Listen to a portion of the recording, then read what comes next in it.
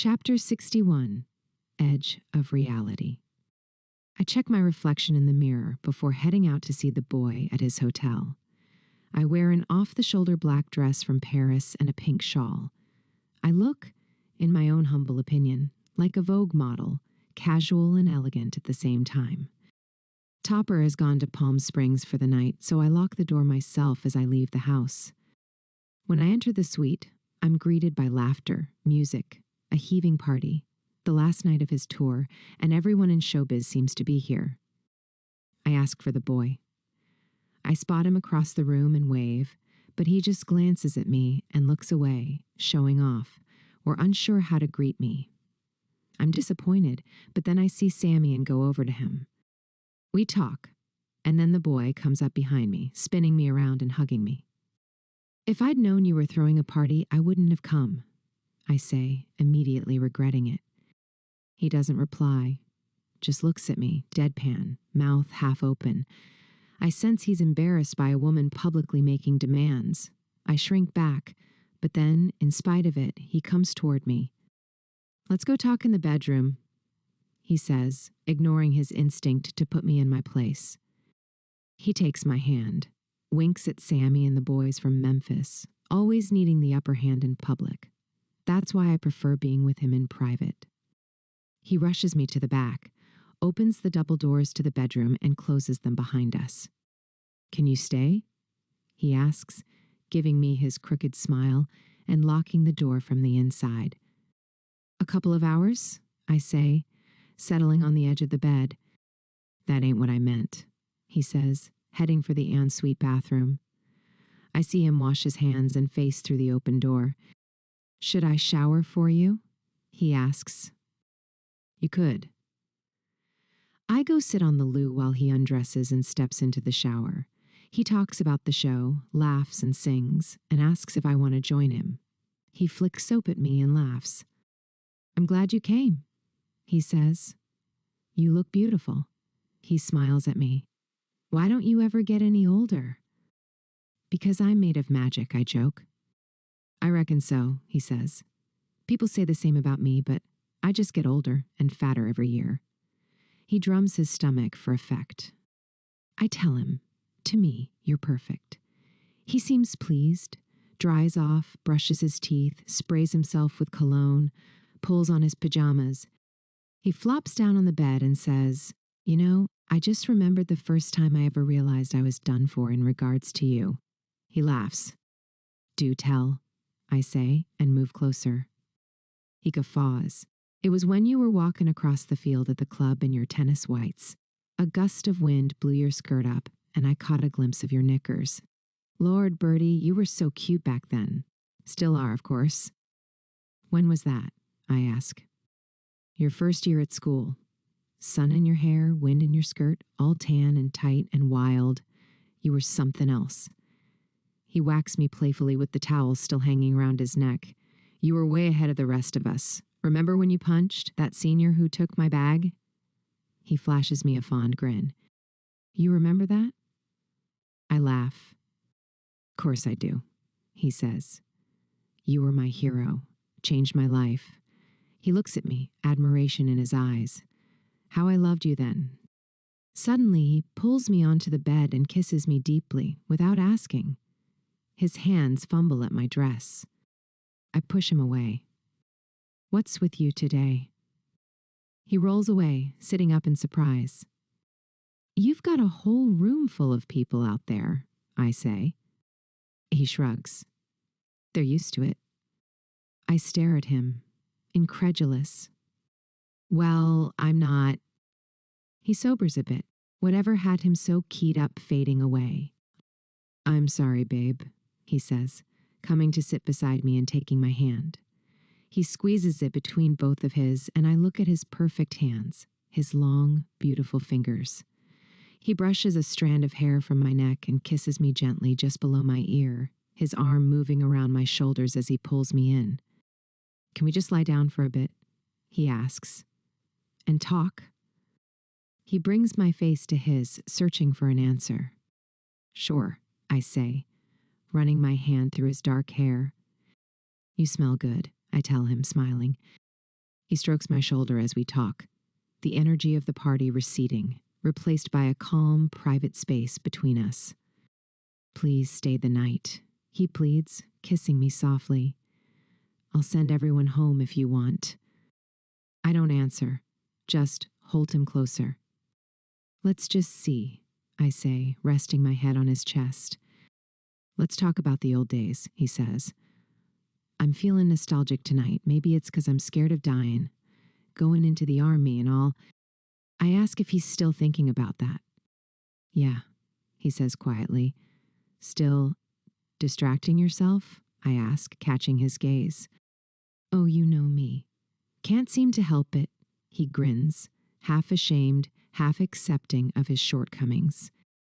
He tells me that ever since the dread of the army started looming over him, he's been sleeping with everyone and everything he can get his hands on. It's 'cause I'm scared, he says. I'm scared of getting killed or murdered or sent off to some battle I don't even know about yet. I'm scared that when the army's done with me, all of it could be over and I'll have nothing left. He shakes his head, looking away. So everything now, everything right this minute, just feels urgent. Like I gotta live it all before it disappears. I don't like what I'm hearing, but I know him. I get it. I run my fingers gently along the tender inside of his forearm as it rests around me and just listen. He kisses my shoulder softly. But you're the only one I want to be with. I mean, the only one I need to be with, he says, shifting to look me in the eye. Right now, he adds, lowering his voice. I can't help laughing. Right now, got it. Sure, I tease. He bursts out laughing and pulls me on top of him. Why you wearing all these complicated clothes? He asks, grinning with that mischievous squint. There's a knock at the door, and he hollers, Go on, leave us alone. I hear his cousin outside call, Why do I feel like this is a kindergarten get-together? Without missing a beat, I yell back, because it bloody is. The boy grins, then shouts, Yeah, because it damn well is. He reaches for my zipper, eyes bright. To me, bingo.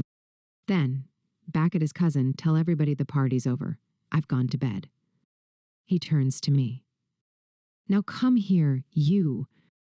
He rolls me over and gets on top, voice playful.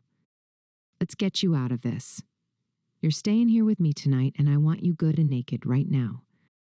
And here we are again, making God roll his eyes, our souls at play. We're in his office. God's, that is. The weather is English autumn. God's office is a prep school. He's in tweed. The boy leans over and whispers. He looks like Mark Twain, which makes me giggle as God/Mark Twain closes the door and asks us to take a seat in the 2 chairs in front of his desk. I turn around for 2 minutes, God says, and there you are. Back together again, just as I thought I'd finally managed to separate you. We're terribly sorry, we say in unison. But it's your own fault, I add. It's the gravitational pull. You created it, not us. Aha, God says, wagging a finger. You'll never go where I want you to go if you stick together like that. He sighs, clearly exasperated. I want quiet in my classrooms. I want you to focus and learn. He gives up when he sees the boy kicking my foot and me giggling and shoving him in his chair. It dissolves quickly. Stop it now. No, you stop it. A tickle fight erupts. God gives up entirely, leaves us to it, and heads back into the cosmos, wishing us luck as he turns at the door. Suddenly, he's no longer in tweed. He's wearing a long white robe, holding a staff with long hair and a wild beard. Now, my children. Be good, he says, and disappears. Back in the room, we look at each other. The boy says, Was that just in my head? My eyes go wide. Did you go there too? I ask, fluttery. The headmaster's office? He asks. I nod, hand to my mouth. God? I giggle. He shakes his head, and for a moment we just stare at each other. But no, he says. We can't have, can we? Do we go to the same places in our mind? I ask. He frowns. Was that just in our heads, or did we actually go there? We sit quietly for a moment.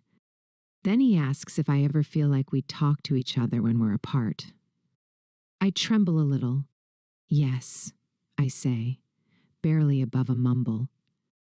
When was the last time you felt that? I ask.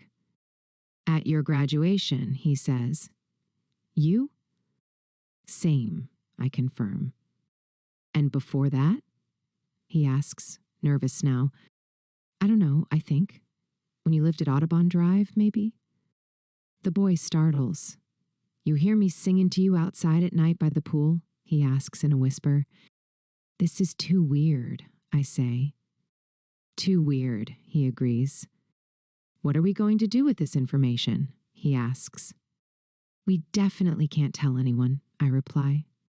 People would think we're even madder than they already do. He laughs. I don't care, he says, suddenly serious. I just care about this. He points from his head to mine, then from his heart to mine. This is a spiritual awakening, he says, solemn now. A genuine spiritual connection. He stares into the middle distance. Then he gets up, goes to the double doors into the living room, and claps his hands for attention. Listen up, everybody, he calls. Thanks for coming. The party's over. I'm going to bed now. But thanks again for being here and for your support. Hope to see y'all soon. He gestures to the boys from home to clear the space, then closes and locks the doors, turning back to me. Now, where were we? He asks, grinning. Right here, I say, making space for him to crawl under the covers. You'll stay? He pleads. I'll stay, I promise. It's strange, he says as he settles into bed. I never dream anymore. Not unless you're sleeping next to me. He puts his head on the pillow and beckons me. What do you mean? I ask. You never have dreams in your sleep? I sit on the edge of the bed, stroking his hair. I haven't gotten ready for bed yet, but I'm sitting here listening. I just have dark, dreamless sleep, he says, looking up at me. It's probably because you take sleeping medication, I say gently. I think that's what happens. He looks sad. I don't know. All I know is it's not good for me. I can feel it. I lean down and kiss him softly. I know. I soothe. I know. I get up. I'm just going to brush my teeth, have a quick wash, and then I'll come back. Do you have a spare set of pajamas I can borrow? He points to the closet. In there. But come back quick. He turns on the television while I head to the bathroom. You know why I behaved so appallingly at the show yesterday? He asks as he shifts over to make room for me to snuggle in beside him. I have a guess, I say. But go on, tell me. He smiles, then turns serious. It was 'cause you brought that guy, he says quietly. I guessed as much. I pull him close, and he rests his head across my chest. Yeah, he says, sheepish. I went overboard. I lean back against the headboard, cradling him. You definitely kicked it up a notch, I say, smiling down as he looks up, a little embarrassed. Sorry about that, he mumbles. You don't need to apologize, I say, smiling. Actually, I probably shouldn't admit this, because it'll only encourage you, but I've always found it rather funny when you kick off at your shows. When you're being rebellious, flamboyant, just pure you. He laughs, and I join in. Like at the hayride, I remind him, when you'd get bored and start telling terrible jokes, picking fights with the audience, or just lying down on the stage and talking. He snorts. Really? He says, playing with the top of my pajama bottoms. You really like that? He turns, eyes searching mine. I probably shouldn't tell you. You'll take it as a challenge, I laugh. He grins. Yeah, you might be right. You shouldn't have told me. He looks wickedly pleased. It'll only make me worse, and it'll drive the colonel mad. He laughs softly and keeps fiddling with my waistband. I'm so glad you came, he says after a pause. Please never leave me entirely. His voice is low, a little halting. I know I'm supposed to respect you getting married and all, but... He stops, searching my face. It's okay, I tell him gently. I think for some reason, Topper actually understands us. He shifts, curious. No? Really? I nod. I think so. He moves to lie beside me and pulls me close. I feel him trembling as he quietly starts to cry. I love you so much it hurts every time we part, he says, swallowing hard. I love you so much I don't even want to have sex with you tonight. I can't help giggling. That's a new one, I joke. I mean, of course I do, he says, still laughing a little. But I don't need to. It's not about that. All the others, it's a distraction. I turn to face him, gentle. He looks at me, earnest. I haven't actually slept with any of my other serious girlfriends, he confesses, eyes wide for emphasis. I grin. I don't believe you. You're a horn dog. It's not in your nature. He grins back. I'm serious. I tell him we should wait, that they ought to save themselves for marriage. I burst out laughing. I mean it. I respect them, he says, casting his eyes down. I see, I say, raising an eyebrow. But not me? I tickle him, and he laughs. Not you, he says, guffawing, then pulling himself back together. I don't know why. He shrugs. It's just different. And you really don't want to fool around tonight? I ask, holding his gaze. Nope, he says, closing his eyes with a small, contented sigh. Not even if I do this? I ask, shifting under the covers toward him. Or this? I slip my hand inside his pajamas, touching him gently. I sigh and smile in the darkness, unbuttoning my top, reminding him of the first time he fancied me, taking him back to a time of pure innocence, white underwear, unsophisticated longing. And somewhere in that memory, he's convinced, we find each other again as we once were, for old time's sake. In the morning, I leave before breakfast. I ask him if he's had any dreams this time, now that he's finally slept naturally for once. Yes, he says, and pulls me back into bed just as I'm putting on yesterday's clothes and borrowing one of his old Lansky sweaters. The weirdest dream, he says, and then continues. I was at that school again, where God's the headmaster, a real old Gothic English boarding school, with you. We're wearing wool, and we're the youngest kids there, the most unruly. All the older kids sort of love us and look after us. He smiles, chortling softly. It's all your England that seeped into my southern blood. He grins, holding me close. It's autumn, wet and chilly. And your hair's in that little kid's bob, red ribbon and all. We're getting up to every kind of mischief, he says.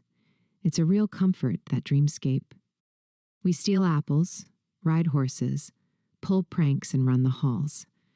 And all those older kids keep watch over us, gently showing us the way. God never really tells us off. We're his children, see? And he's Mark Twain and God all at once, but not the white suit Mark Twain. He's wearing one of those old three-piece tweed suits. Dark green or brown, I can't tell. But here's the strangest part. He looks straight at me. Your brother Tom is one of the older boys. I stop. He is? I gasp, genuinely surprised. Yeah, the boy says. Ain't that something? I nod. That is strange, I say. Then what? I urge, already deep in this world with him. Well, he goes on, It's just the oddest thing. He turns his forearm to show me the hairs standing straight up, half laughing, half shaken. You're Tom? He's sort of the boss of us. He looks puzzled. Head boy? Prefect? I offer. Yeah. Something like that. He keeps going. And he's in charge of us in a way. Real patient. Comes by our room, checks on us, has talks with both of us, sometimes together, sometimes one-on-one. Always patient and mature, you know? I laugh. That's exactly like him. How funny. Yeah, we're like little kids, maybe 6 or 7. But you're Tom? He's 14, 15 maybe? We exchange a look. What do you know? I say softly. I wonder what it means, the boy muses. If anything, I add. What do you know? I repeat, smiling. I kiss him goodbye, and I tell him I'll send the sweater back when I can. Keep it, he says, smiling. I get in the bath. I'm tired from not sleeping much last night. Topper has just phoned from Palm Springs to say he's on his way back. I tell him I love him and that I can't wait to cook him dinner when he's home. I need a long soak. I need to rest up. I need to wash the boy's scent off me. Topper may, on some level, understand everything, but we've never fully talked it through. I've never laid all my cards on the table for him. I think he might not want me to, and it would be cruel to wipe my darling Topper's face in my flaws and indiscretions. I need a moment alone.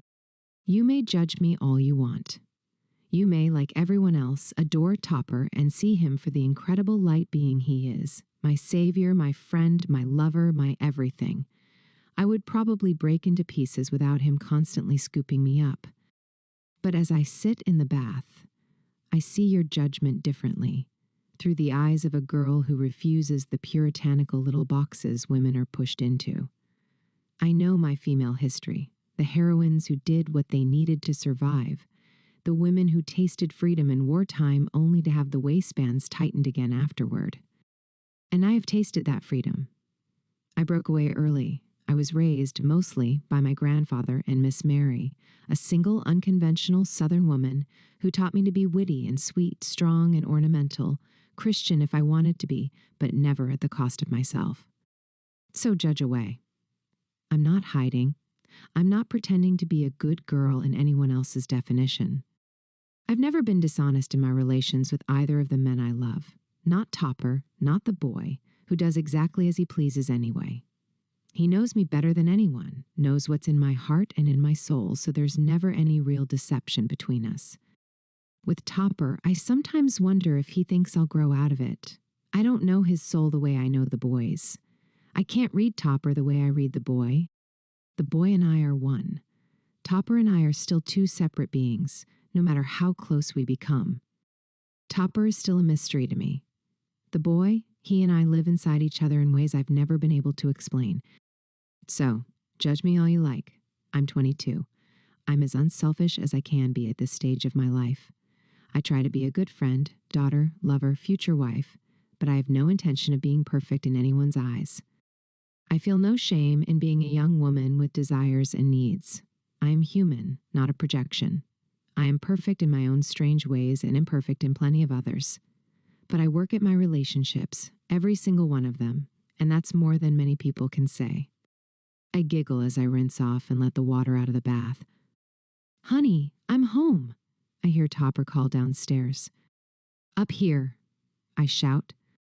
I smile to myself. I have the best taste in men, I really do. So, of course life would be simpler if I only loved one man. I wish I did. But the boy keeps pulling me back. I can't escape him. I try sometimes, you know I do. But he's inside me on a cellular level. I can't explain it clearly, but I see it clearly. And if I had to choose, I wouldn't have a choice. No matter the misery, the social disgrace, no matter how much Topper is the sensible choice. The boy is my primordial calling, the ache at the root of whatever I am. I get up. The usual sadness washes over me. This truth I rarely let myself think about because there's no point in fighting it. I can't win. And then I see him, this Norse god who's just come home to me, standing in the doorway, tan and golden and perfect. And for a while, I forget everything else.